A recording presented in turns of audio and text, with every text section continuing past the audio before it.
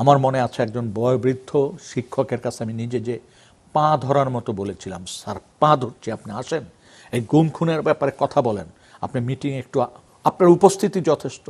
তিনি বলেছিলেন এখনো সময় হয়নি। আপনি বলেন তো, সম্মিলিতভাবে আমরা যদি দাঁড়াতাম, একটা খুনও যদি আমরা রোধ করতে পারতাম, একটা মানুষকে তো বাঁচানো যেত, পারিনি। সামরিক শাসন তো ছিল না, যেভাবেই হোক, রাত্রের ভোট দিনে হোক, যেভাবে হোক সিভিল গভর্নমেন্ট তো ছিল। আমরা কি সম্মিলিতভাবে প্রশ্ন তুলতে পারতাম না যে প্রতিদিন এভাবে গুম হবে কেন, প্রতিদিন ক্রসফায়ার হবে কেন? আমরা বিশ্ববিদ্যালয়ের শিক্ষকদের দেখেছি মুখে টেপ লাগিয়েছিলেন, এমনকি যার বয়স হয়ে গেছে 80 বছর, তিনিও ভয়তে র্যাব বা ক্রসফায়ার বা গুম নিয়ে কথা বলেন নাই। এখন যদিও কেউ কেউ কথা বলছেন, সভা সমিতিতে আসছেন, আমার মনে আছে একজন বয়োবৃদ্ধ শিক্ষকের কাছে আমি নিজে যে পা ধরার মতো বলেছিলাম, স্যার পা ধরছি, আপনি আসেন, এই গুম খুনের ব্যাপারে কথা বলেন, আপনি মিটিংয়ে একটু, আপনার উপস্থিতি যথেষ্ট। তিনি বলেছিলেন এখনো সময় হয়নি।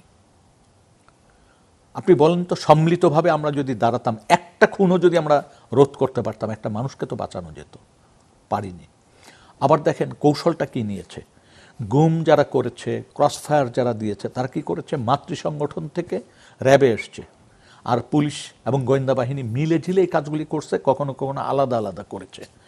আমরা যে অনেক সময় বলি যে সেনাবাহিনী যুক্ত, সেনাবাহিনী না, কিন্তু সেনাবাহিনী থেকে তারা এসে র্যাবে যখন ছিলেন তখন এই অপকর্মগুলি করেছেন এবং তারপর সহজেই মাতৃ অর্গানাইজেশনে ফিরে গেছেন, এবং যখন তার বিরুদ্ধে কোনো অভিযোগ এসছে তাড়াতাড়ি তাকে মাতৃ সংগঠনে ফেরত দেওয়া হয়েছে।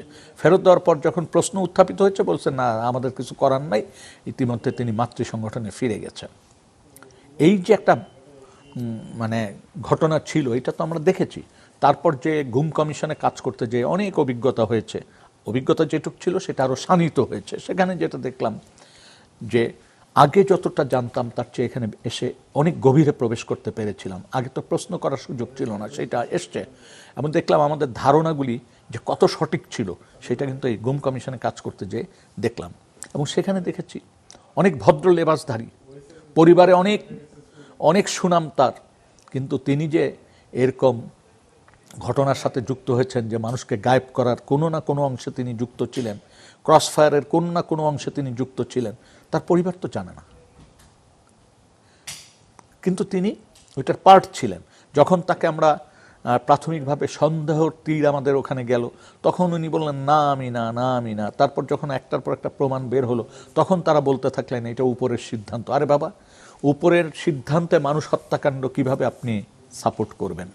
তো এখন যেটা হচ্ছে যে দুর্ভাগ্যজনক হচ্ছে যে তাদের অনেকেই এখন তাদের মাতৃ সংগঠনে ফিরে গেছেন সেনাবাহিনীতে, এবং জানেন আপনারা যে বেশ কিছু গুরুত্বপূর্ণ অফিসার এই ঘটনার দায়ে প্রাথমিকভাবে অভিযুক্ত হয়েছে, বিচার কার্যক্রম চলছে, এবং এটি মাত্রা বিস্তৃতি এত বেশি, এই জন্য আমার কাছে একটা জিনিস মনে হচ্ছে যে এদের বিচার কার্যক্রমের পাশাপাশি ট্রুথ কমিশন গঠন করাটা জরুরি।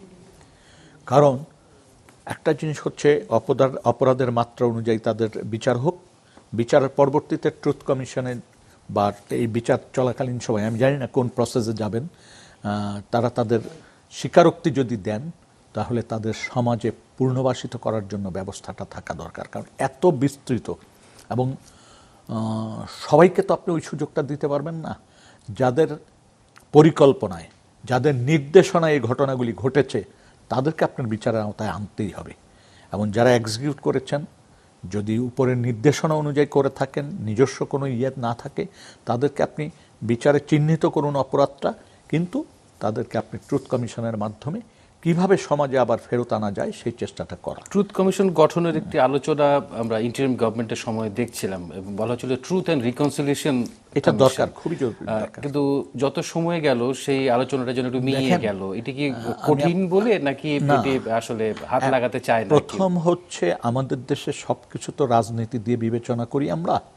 ট্রুথ কমিশনের প্রয়োজনীয়তাটা আসলে আমাদের সবাইকে একসাথে উপলব্ধি করতে হবে, কম আর বেশি।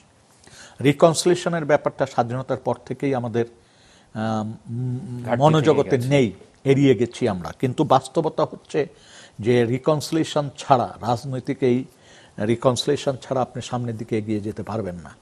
আর ট্রুথ কমিশনের মানে ট্রুথ কমিশনকে ব্যবহার না করতে পারলে এত বিস্তৃত অপরাধ, এটাকে আপনি পূর্ণাঙ্গভাবে বিচার করতে গেলে সমাজের ভিতর যে এটাকে কি বলবো, যে এটাকে কি অনৈক্য বলা যেতে পারে, অনৈক্য হবে, সমাজের ভিতর যে ঝাঁকুনি হবে, যে ঝাঁকুনিটা হবে, সেটি সমাজের জন্য ভালো হবে না। আমরা তো সবাই সমাজের ভালো চাই, রাষ্ট্রের ভালো চাই, দেশের ভালো চাই। আপনি যেমন অপরাধী, আমি যেমন ভালো মানুষ যাই বলি, আমি আর আপনি তো ভাই বা বন্ধু।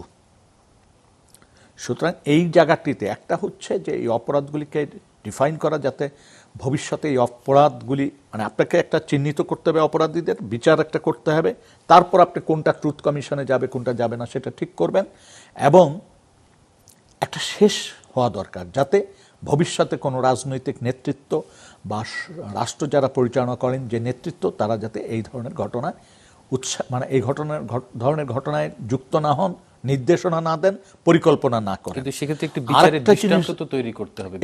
এইটার জন্যই বিচারটা করতে হবে। ট্রুথ কমিশন মানে বিচার বাদ দিয়ে না, বিচার করতে হবে। আরেকটা জিনিস দেখেন, সমাজটা আপনারা কোথায় নিয়ে গেছিলাম আমরা, যে এত অঘটনের পর, অঘটন চলাকালীন সময় আমরা কি দেখলাম? ব্যবসায়ীরা সমর্থন দিচ্ছেন এই ফ্যাসিজমকে, তাই না? মিটিং করে প্রকাশ্যে কেউ গান গেয়েছেন, কেউ জীবনে মরণে। এই যে ঘটনাগুলি, এটা তো বিচ্ছিন্ন ঘটনা না, এটি আসলে আমাদের সমাজে এক্সিস্ট করছে, যে আমরা যত পারি গরুর দুধ দোয়াবো এবং নিজে প্রফিট করব, গরু বাঁচুক আর মরুক।